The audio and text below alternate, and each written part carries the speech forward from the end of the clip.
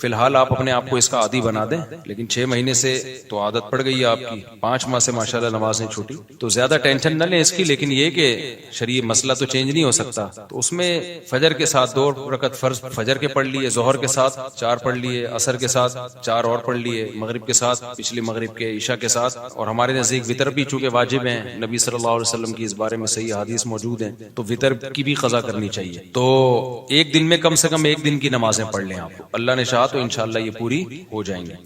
مفتی صاحب 3 مہینے کیا لکھا ہوا ہے یار، جیل مدرسہ میں، یہ کدھر ہے جیل مدرسہ؟ جیل مدرسہ میں 3 مہینے، جیل کو چپل لکھا ہوا ہے، مہینے رہ کر آیا، آپ سے دعا کی درخواست ہے، دل سے دعا ہے جی۔ موجودہ حالات میں پتہ نہیں کس چیز کی دعا منگوا رہے ہیں، مجھے سمجھ میں نہیں آ رہا، بہرحال جو بھی ہے، موجودہ حالات میں اگر کوئی شخص حقوق اللہ اور حقوق العباد پورا کرتا ہو مگر اشاعت دین اور بقائے دین کی کسی بھی صورت کا حصہ نہیں بنتا تو کیا وہ گناہگار ہوگا؟ جی گناہگار ہوگا، کیونکہ نہی عن المنکر فرض ہے، تو ہر شخص پر اپنی استطاعت کے بقدر نہی عن المنکر فرض ہے۔ مفتی صاحب پیسے اکٹھے کرنے کی کوئی ترتیب بتائیں، میں کافی سالوں سے کوشش کر رہا ہوں مگر پیسہ نہیں ہے، مالدار نہیں ہوں۔ آپ پہلے سیونگ کرتے ہیں، 1 سال کا مال بیک اپ کرنا کیسا ہے؟ پیسہ کمانے کے طریقے ان لوگوں سے پوچھو جو پیسہ کما رہے ہیں، سمجھتے ہو؟ ہم تو نہیں کما رہے، سیدھی سی بات، جو تھوڑا بہت تجربوں کے بعد یعنی کمانے کا مطلب کوشش نہیں کر رہے کمانے کی، ہمیں تو بغیر کوشش کے ہی مل رہا ہے، کیونکہ اب تجربے پہلے میں کر چکا ہوں، انویسٹمنٹ کے ڈبو چکا ہوں، پھر مجھے تعلقات کی بیس پہ ایسے ایماندار تاجر مل گئے کہ ان کے ساتھ جب انویسٹمنٹ کیا تو وہ ایمانداری کی بیس پہ انہوں نے مجھے نفع دینا شروع کیا، تو یہ ہر ایک کو یہ فیسلٹی ملتی نہیں ہے، سمجھتے ہو کہ نہیں سمجھتے؟ تو ایماندار لوگوں کا ملنا بڑا مشکل ہے، اب جب انسان کے تعلقات بہت بڑھتے ہیں تو پھر ایماندار لوگ اس کو لاکھوں میں 2-4 مل جاتے ہیں، اب آپ کو تو لاکھوں ملیں گے نہیں تو 2-4 کہاں سے ملیں گے اس میں؟ تو یہ جو ہے نا پیسہ کمانے کا، ان لوگوں سے پوچھو جو پیسہ کمانے کے طریقے جانتے ہیں۔ میری تو زندگی پیسے کو لات مارنے میں گزری ہے، نہیں کمانے میں گزری ہے، لوگ یہ سن کے حیران ہوتے ہیں مولوی صاحب باتیں کیسی کر رہے ہیں، اور یہ کوئی خوشی کی بات نہیں ہے کہ لات مارنے میں گزری، بیوقوفی کی ہے میں نے، لیکن کی ہے یہ کاروبار میں نے کیا تو جان کر اس کو ٹھپ کرنے کی کوشش کی، یعنی میرے پاس کسٹمر جب آتا تھا نا، 2007-8 کی بات کر رہا ہوں، میرا شہد کا بزنس تھا، گھر میں شہد کا اسٹاک لے کر آنا پڑے گا، تو میں کہتا تھا ایسا کریں آپ کل آ جائیں، کائنڈلی آپ کب آ جائیں؟ وجہ اس کی یہ تھی کہ مجھے یہ تھا کہ ناشتہ میں نے کر لیا، دوپہر کھانا میں نے کھا لیا، رات کا کھانا پڑا ہوا ہے، مدرسے سے اتنی تنخواہ مل رہی ہے کہ میرا راشن پانی 2 گھروں کا ہو جاتا ہے، مہینے کے بعد کچھ نہیں بچتا تو تنخواہ آ جاتی ہے، تو اور اگر جامعہ سے تنخواہ نہیں ملے، بعض دفعہ وہاں بھی حالات ایسے چلتے رہتے ہیں 2-2 مہینے، تو دکان والے سے اتنے تعلقات ہیں وہ کریڈٹ پہ دے دیتا ہے، جب 2 مہینے بعد تنخواہ ملے گی تو 2 مہینے کے اکٹھے پیسے نمٹا دیں گے اس کو، تو ایسے ہمارا حساب کتاب چل رہا تھا۔ تو مجھے یہ تھا کہ یار میری خواہش کیا ہے، گھر ذاتی گھر پراپرٹی تو میری خواہش نہیں ہے، ایک گھر مسجد نے دیا ہوا ہے، ایک جامعہ تو رشید مجھے اس کا رینٹ دیتا ہے، میں جامعہ میں ٹیچر ہوں، تو گھر کا رینٹ، وہ 2 بیویاں تھی میری اس وقت، تو ایک کا رینٹ جامعہ دے رہا ہے، گیس بجلی کا بل، اور ایک گھر مجھے مسجد میں امامت ہے، تنخواہ تھوڑی ہے لیکن مجھے یہ سہولت ہے، انہوں نے گھر دیا ہوا ہے، مجھے کیا ضرورت ہے پیسہ، میری جو اپنی کھوپڑی تھی وہ یہ تھی، تو گھر میں آٹا، دال، گوشت، انڈا جو ضرورت ہوتی ہے، ہر روزانہ گوشت نہیں بنتا تھا، ہفتے میں 1 آدھ دفعہ گوشت بن جاتا ہے، بہت ہفتے میں، کیٹو ٹوپی ڈرامہ چھوڑ دو، کیٹو ڈائٹ یہ غریبوں کے کام نہیں ہے، غریب آدمی سب کچھ کھا کے بھی ٹھیک رہتا ہے، اور امیر آدمی روزانہ انٹرنیٹ پہ سرچ کر رہا ہوتا ہے کیا کھانا ہے، پھر بھی مر جاتا ہے بہت جلدی، تو ظاہر ہے ہم اپنی کیٹو بھی کھائیں گے تو اپنی حیثیت کے حساب سے کھائیں گے نا، تو ہفتے میں 1 دن ہمارے گوشت بنتا تھا اور 1 دن کڑھی بنتی تھی، دال چاول 1 دن، وہ ہمارا اس سیٹ اپ چل رہا تھا، صبح مجھے پراٹھے، میں نہیں چھوڑ سکتا تو انڈے پراٹھے مجھے ہو جاتے تھے، تو میں سوچتا تھا یار میرا تو گزارا ہو رہا ہے، بچوں کی اسکول کی ہم نے ٹینشن لی نہیں، ہم نے کہا پیسے ہوں گے تو اسکول پڑھا دیں گے، نہیں تو وہی ہوم اسکولنگ، گھر میں رہو بس پڑھو، جتنا اماں کو آتا ہے وہ پڑھا دے گی، جتنا ہمیں آتا ہے ہم پڑھا دیں گے۔ تو اب اس کے بعد مجھے جو میں دل کی، میرے جو دوست احباب ہیں نا، ان سے آپ یہ پوچھ سکتے ہیں، آپ سمجھیں مجھے شو مار رہے ہیں، شو نہیں مار رہا، میں اپنی برائی کر رہا ہوں، یہ برائی اس لیے کر رہا ہوں، یہ ٹھیک نہیں ہے، آپ ایسا نہ کریں، ہمارے اپنا مزاج ہمیشہ سے ایسے ہے، تو اب یہ کہ یار کیونکہ اب پڑ ہی نہیں رہی سر پہ نا، کوئی ضرورت ہی نہیں آ رہی، جب پڑتی ہے تو پھر آدمی کمانے کی سوچتا ہے، پڑ ہی نہیں رہی سر کے اوپر، میری ضرورت تھی پراٹھا، مجھے یاد ہے جب میں نے دوسری شادی کا ارادہ کیا، اچھا پراٹھا بھی گھر کا نہیں، مجھے ہوٹل ہی کا پراٹھا چاہیے، گھر کا نہیں، گھر میں وہ مزہ نہیں آتا پراٹھے میں،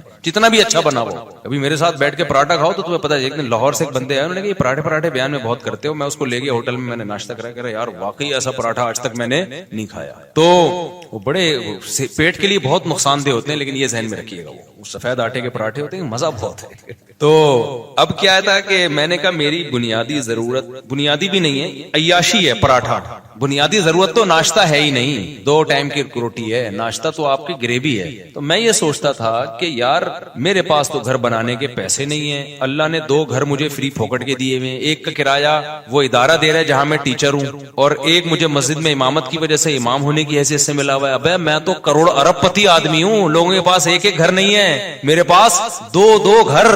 اللہ کی قسم دل میں یہ کیفیت, یہ اوپر سے نہیں کہہ رہا. اور لوگ روتے ہوئے آ رہے ہوتے تھے میں ذاتی گھر نہیں بنا سکا اور میرے پاس یہ نہیں ہے. میں کہتا اس کو دیکھو پاگل آدمی. مجھے اس پہ ترس اس پہ نہیں آتا تھا ذاتی گھر نہیں ہے, مجھے اس پہ آتا تھا یہ بیوی بیچارے کی ایک ہی ہے, میں عیاشی کر رہا ہوں, میری بیویاں کتنی ہیں, 2 ہیں. تو رینٹ کے گھر تھے ہمارے, رشتے بھی ہم بیچتے تھے, تو کہ بھائی تیسری شادی کے لیے پیغام بھیجا, کہاں رکھو گے بھائی, وہ دوسری کو آمادہ کر لیا کہ تیسری کو اپنے ساتھ رکھ لے. انہوں نے کہا بھائی آج کل کوئی نہیں رہتا. اس بیس پہ میری بہت دنوں تک شادی نہیں ہوئی. پھر ایک دفعہ ہو بھی گئی تھی, ایک دفعہ ہوئی تھی تو تبھی ہوئی نا, پھر 3, وہ اسی ایام میں ہوئی ہے, انہی غربت کے ایام میں. تو الحمدللہ اس وقت مجھے کہیں اتنا سی بھی فیلنگ نہیں ہوئی ہے کہ میں غریب ہوں. اللہ کی قسم میری یہ کیفیت تھی, میرے سے بڑا سیٹ شاید دنیا میں کوئی بھی نہیں. وجہ اس کی یہ تھی, میں سوچتا تھا کہ ایک ہوتی ہے ضرورت, اللہ میری صرف ضرورت پوری نہیں کر رہا بلکہ مجھے ضرورت سے کئی گنا زیادہ دے رہا ہے. یہ جو پراٹھے میں صبح انڈے کے ساتھ پھوڑ رہا ہوں یہ میری ضرورت بولو. تو میں تو 3 ٹائم کا کھانا کھا رہا ہوں یار, گوشت ہفتے میں 1 دن کھا رہے ہیں تو کیا ہوا, دال چاول اور بھنڈی کا جو مزہ ہے, خدا کی قسم بھوک لگ رہی ہو, بھنڈی ایسے پھوڑتا ہے آدمی, میں تو مزے لے کے کھانا کھاتا ہوں. بھوک لگ رہی ہو, ابھی مجھے لگ رہی ہے بھوک, واقعی مجھے سخت بھوک لگ, میں نے دوپہر کھانا نہیں کھایا اس لیے بھوک لگ رہی ہے, صبح کا ناشتہ کیا ہوا ہے. تو اب میں نے سب گھروں میں فون گھمایا ہے کیا پکا ہوا ہے. یہ سہولت ہے, تم غریبوں.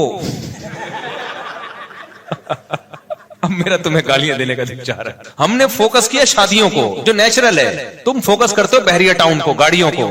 یہ نیچرل تھوڑی ہے یار, جو نیچرل لذتیں ہیں وہ تو بیوی اور بچوں میں ہیں. سمجھتے ہو کہ نہیں سمجھتے؟ بیویاں ہونی چاہیے, بچے ہونے چاہیے, وہاں سے محبتیں ملتی ہیں. گاڑی بھی تو تھوڑے دن میں جی بھر جاتا ہے, پھر آدمی کہتے ہیں اس سے اونچی کی گاڑی, پھر اس کے بعد پھر بڑے بڑے لوگ گاڑیاں بیچ دیتے ہیں, اوبر میں جا رہے ہوتے ہیں. وہ یہ کھلونے ہیں تھوڑے دن کے دل بہلانے کے, ان سے دل بھر جاتا ہے. نہ بیویوں سے دل بھرتا ہے نہ بچوں سے دل بھرتا ہے. یہ تو نیچرل ہے نا, پراٹھے سے دل بھرتا ہے. کبھی روٹی سے دل بھرا کسی کا؟ 1 دن کھائی 2 دن کھائی, اب میں نہیں روٹی کھا رہا, پھر بھوک لگے گی, پھر روٹی کھانے کا دل. یہ نیچرل ہے. تو ہم شروع سے کوشش کرتے ہیں نیچر پہ رہیں بھائی, نیچر پہ رہیں. تو یہ تو بچکانا باتیں ہیں, گاڑی بنگلہ بحریہ ٹاؤن, پیسہ بہت دے دیا تو بنا لو, نہیں ہے تو یہ کوئی تھوڑی فضول چیزیں ہیں یار.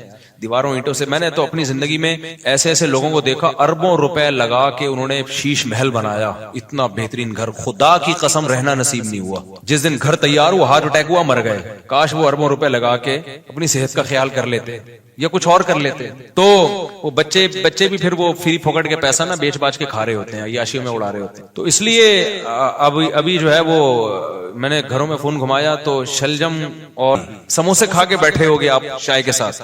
جس کو بھوک لگ رہی ہو نا اس کو یہ میری باتوں کو وہ انجوائے کرے گا. مجھے چونکہ لگ رہی ہے, باتوں میں مزہ آتا ہے. یہ نیچرل لذتیں ہیں جن کو یہ مل رہی ہیں, بس وہ عیاشیوں میں ہے بھائی. کیا کرنا ہے ایسی دولت کا, نہ کچھ کھا سکتا ہے نہ. اکثر مالدار ہم نے دیکھے ہیں, ایک آدھ بچہ ان کا, وہی بچہ خراب نکلا, وہی ٹینشن دے رہا ہے, زندگی عذاب بن گئی ان کی. شروع میں پیسے سے برگر اتنے کھا لیے کہ اب کچھ کھانے کے قابل نہیں بچے, اتنا وزن بڑھ گیا ان کا, کھا ہی نہیں سکتے. پراٹھے کا نام سن کے بے ہوش ہو جاتے ہیں وہ. تو سب سے بڑی نعمت صحت ہے, بیوی بچے ہیں, اور سر چھپانے کے لیے جگہ مل جائے, بے شک وہ کرائے ہی کی کیوں نہ ہو. تو میں کہتا یار لوگوں کے پاس ایک جگہ, میرے پاس کتنی ہے, حالانکہ میرا ان میں سے ایک بھی نہیں. مسجد والے جب امامت سے نکالے تو گھر بھی گیا, کیا خیال ہے. تو ہوٹل کے جا کے پراٹھے پھوڑو, یہ عیاشی مجھے چھوڑنی پڑے گی. لیکن اللہ کی قدرت ایسی ہوئی کہ وہ بھی نہیں چھوڑنی پڑی. آپ جیسے جیسے شادی کرتے ہیں, بچے ہوتے ہیں, آپ کی سورس آف انکم بڑھتی چلی جاتی ہے, کم نہیں ہوتی ہے. تو کم ہوتی نہیں ہے کسی قیمت. اب میری سورس آف انکم پھر کہاں سے, آسمان سے پیسے برسنا شروع ہوئے. میرے ساتھ ایسے ایسے معاملات ہوئے ہیں کہ میں تو بتا رہا ہوں نا, کاروبار شروع کیا تو یہ بزنس ہو رہا تھا میرا. میں بیٹھا ہوا ہوں, جی شہد چاہیے, ابے اوپر کون جائے گا شہد لینے, کیوں, میری ضرورتیں پوری ہو رہی ہیں. مجھے لگ رہا ہے یہ بزنس کیا ہے, غریبی ہے. اگلے دن آ رہے ہیں انکل بھائی اب تو لے آؤ, پھر اگلے دن گیا میں شہد لایا, چلو یار لے لو بھائی. اس طرح سے ہمارا شہد بک رہا ہے, اس سے جو پروفٹ ہو رہا ہے وہ بھی اتنا ہونا شروع ہو گیا. لیکن اتنا نہیں ہوا کہ کسی کے بزنس میں جو باقاعدہ. تو مجھے پھر اب تو چونکہ میرے مالی حالات اور اچھے ہو گئے الحمدللہ, تو پھر مجھے لگا کہ یار اچھا. پھر میں نے نکاح جب رجسٹریشن, میں نکاح فری میں پڑھاتا تھا, پیسے نہیں لیتا تھا. مجھے عجیب سا لگتا تھا نکاح پڑھا رہے آدمی پیسے لے رہا ہے اس کے. لیکن کیا ہوا, 4-6 دفعہ مجھے اندازہ ہوا کہ بھائی یہ نکاح کا نکاح نامہ بیٹھ کے فل کرتے رہو. نادرا سے وہ لوگ بھی پیسے مانگتے ہیں, نادرا سے رجسٹریشن کرواؤ اس کی, اچھا خاصا ٹینشن والا کام ہے. یا تو میں پابندی لگا دوں, میں کسی کا نکاح نہیں پڑھاؤں گا, یا مجھے کوئی بندہ رکھنا پڑے گا. پھر میں نے بندہ رکھا کیونکہ میرے پاس بہت زیادہ لوگ آ رہے تھے نکاح پڑھوانے کے لیے. اچھا اس کام کے لیے مجھے نکاح رجسٹرار بننا تھا. لوگوں نے کہا مفتی صاحب آپ نکاح رجسٹرار بن جاؤ, اس میں بڑے پیسے آئیں گے. میں نے کہا 1 سال تک مجھے یہ توفیق ہی نہیں مل رہی کہ میں جاؤں آفس کہ مجھے سرٹیفکیٹ دے دو قاضی کی نکاح رجسٹرار کا. ہلا ہی نہیں آ رہا کیونکہ ضرورت نہیں ہے نا, پراٹھے چل رہے تھے اسی حساب سے, تو میں کیوں جاؤں. پھر میں نے کیا کیا, ایک قاضی نے مجھے, ایک نکاح رجسٹرار نے کہا یار آپ میرا فارم لے کے پڑھا آپ دیا کرو, فیس لے کے مجھے دے دیا کرو آپ.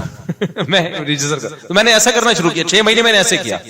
ایک نکاح رجسٹرار آئے, انہوں نے کہا میرے پاس پورا سیٹ اپ ہے, پڑھا آپ دیا کرو, ڈاکومنٹیشن میں کر دوں گا, پیسے کس کو دے دیا کرو. تو میں نے پیسے لینا شروع کر دیا, ان کو دینا شروع کی. تو محنت ہو رہی تھی نا بیچارے کی, نکاح بھرنا بھی ہے اس نے. ایک دن کیا ہوا, جو یونین کونسل میں ہوتے ہیں نا جو نکاح رجسٹریشن کا سرٹیفکیٹ دیتے ہیں, وہ خود میرے پاس چل کے آ گیا.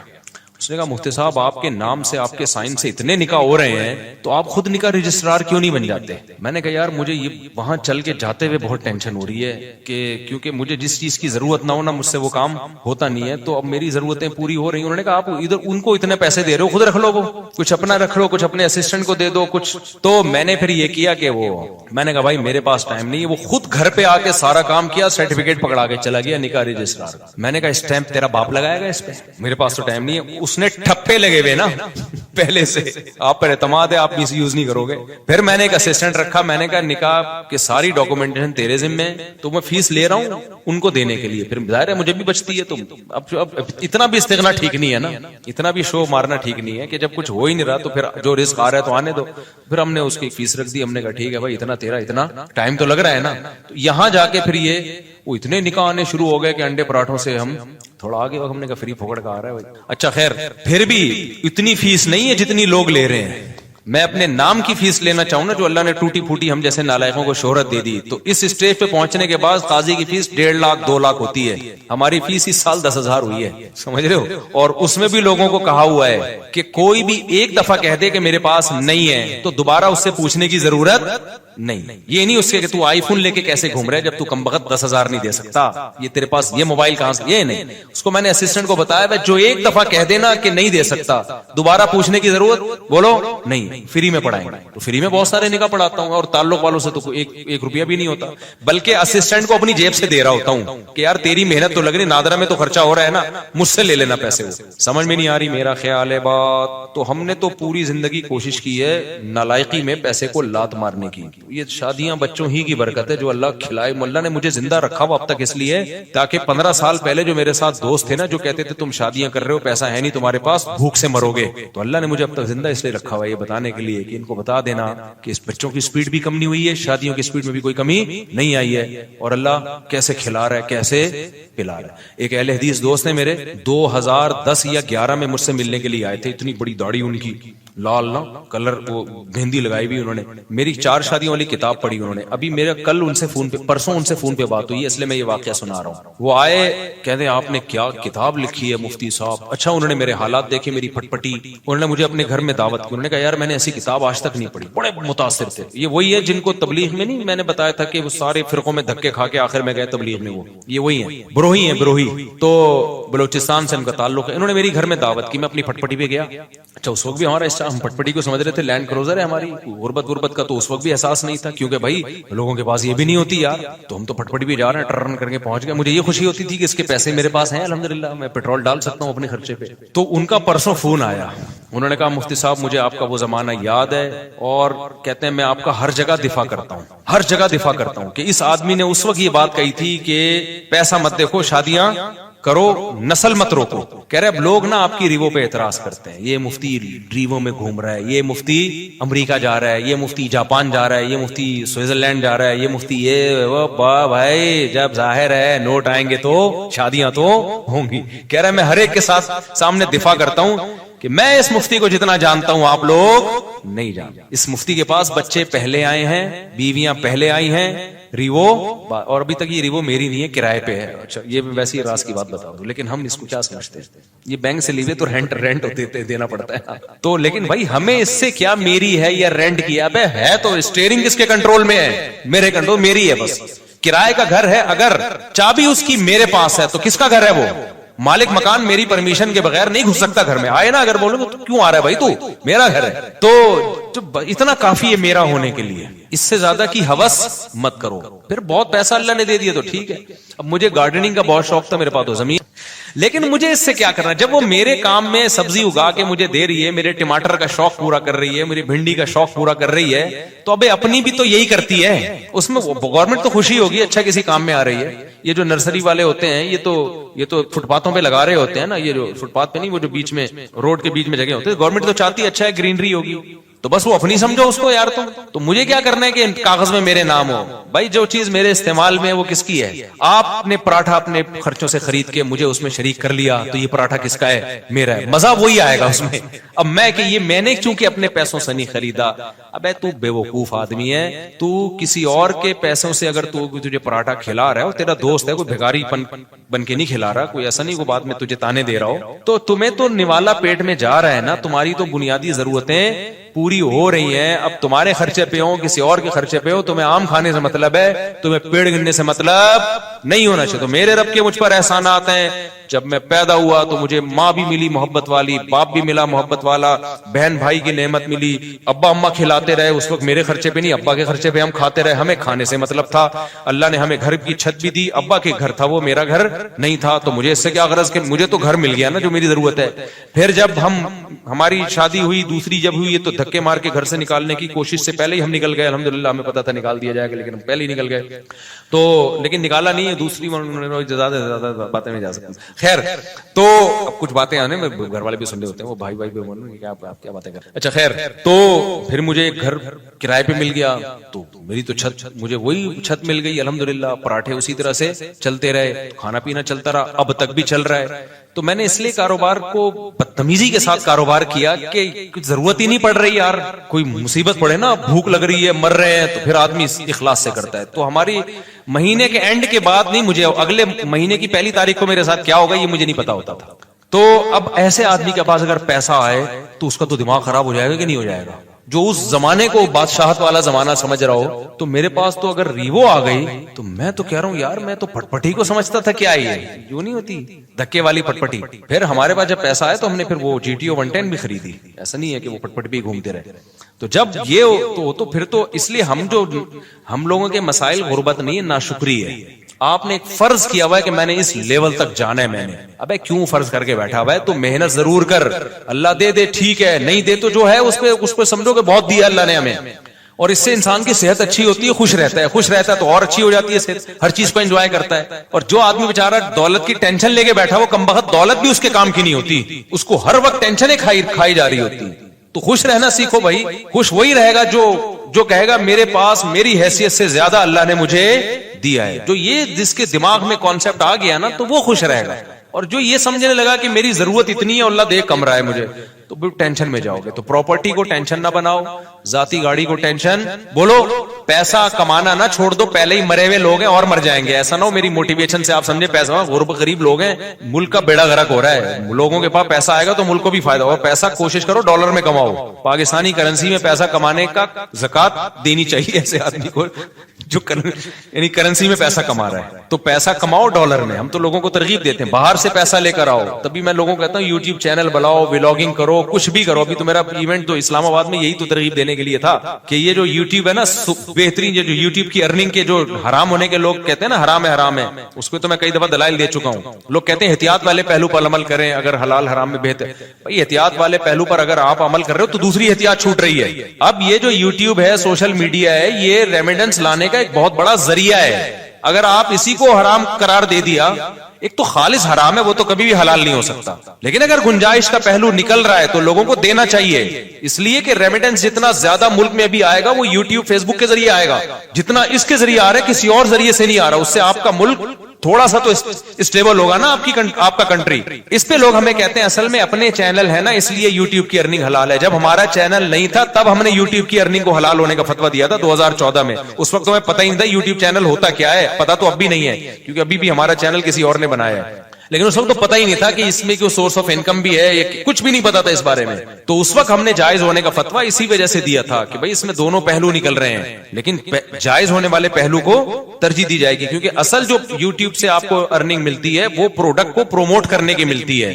اس میں جو لڑکیاں آ رہی ہیں وہ ایک اضافی چیز ہے, پیسے اس کے نہیں مل رہے. جیسے موبائل کی دکان پہ آپ لڑکی کو بٹھا دو تو بٹھانا غلط کام ہے, آپ نے اگر خود بٹھایا ہو, کسی اور نے بٹھایا تو وہ آپ کو گنا بھی نہیں ملے گا اس کا.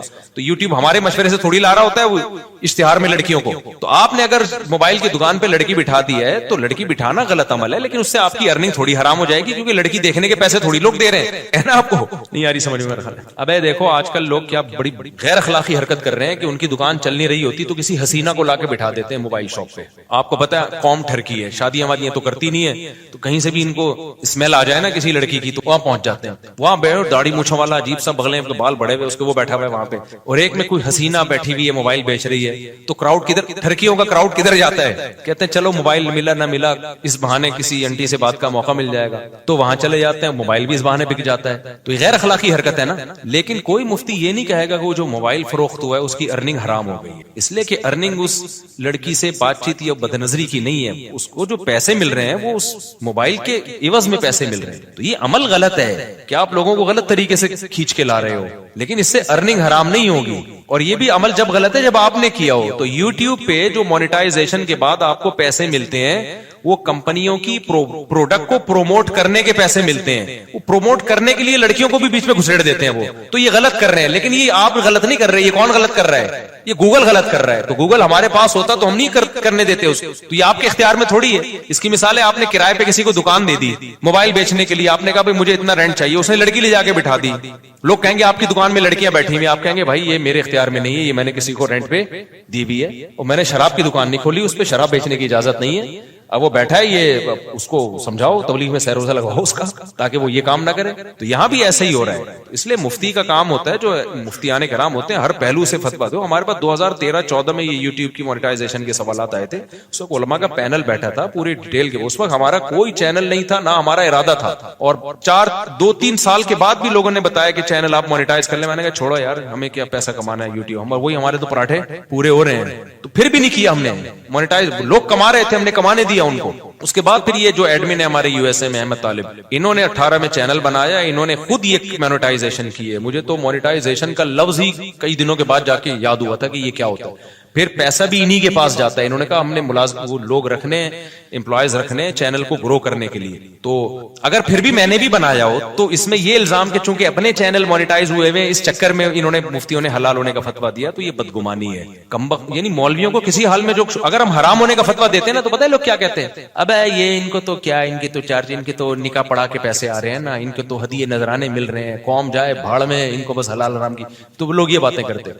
حلال ہونے کا فتویٰ دیا, اصل میں اپنے چینل کھل گئے ہیں نا ان لوگوں کے, اس لیے یہ کر رہے ہیں. تو وہی ہے ملامتی فرقہ ہے مولوی تو کسی حال میں. اور کچھ مولوی ایسے ہوتے بھی ہیں, 2 نمبر بھی ہوتے ہیں, لیکن ہمارے ہاں جو فتویٰ دیا گیا ہے وہ اس کسی لالچ کی بیس پہ نہیں دیا گیا. اور میں اور مزید آپ کو ایک احتیاط, ہم نے فتویٰ دیا اس کی مونیٹائزیشن کے جواز کا, لیکن جب ہمارے ایڈمن احمد بھائی نے میرے چینل کو مونیٹائز کیا ہے نا, تو میں نے کہا اس میں دوسرے علماء سے بھی فتویٰ لوں گا, اپنے بارے میں اور احتیاط کروں گا. ہم نے دوسروں کو تو جواز کا فتویٰ دیا ہے, لیکن اپنے بارے میں اپنی فتوے پر عمل کروں نہ.